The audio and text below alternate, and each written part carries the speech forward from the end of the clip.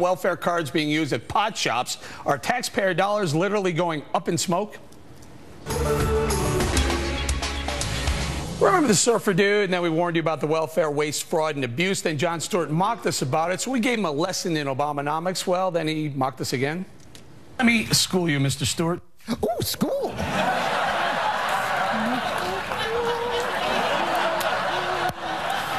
Well, Johnny, it's time to break out that slide ruler again. School's back in session because now we're learning some folks are using welfare cards to withdraw cash at ATM machines in pot shops. Wayne, I wonder what they're going to use in pot shops.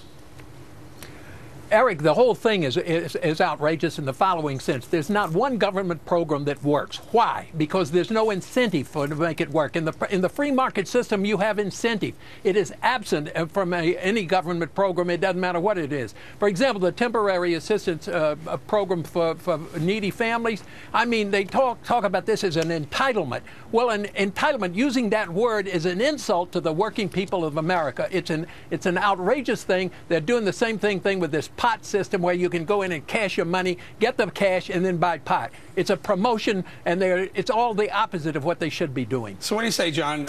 Is this right, or are they high?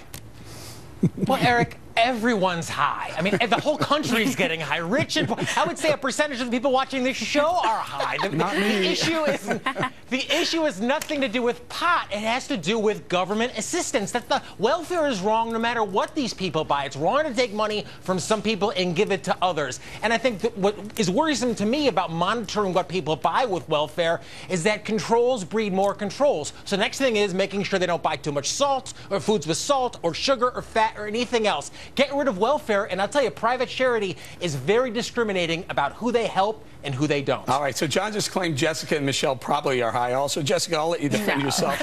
Actually, defend the program if you can. Yeah, well, I mean, basically, this has been happening in Colorado because Colorado is the first state to have this recreational use where you can go in and, buy pot for recreational use.